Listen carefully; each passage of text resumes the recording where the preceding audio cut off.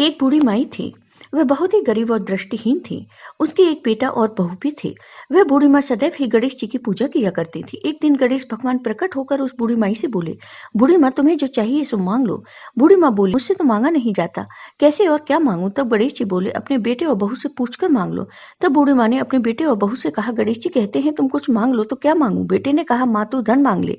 बहू से पूछा तो बहू ने कहा, नाती मांग लो।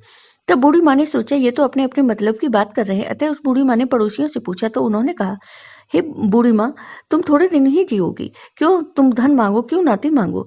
तुम तो अपनी आंखों की रोशनी मांग लो, जिससे तुम्हारी जिंदगी आराम से कट जाए।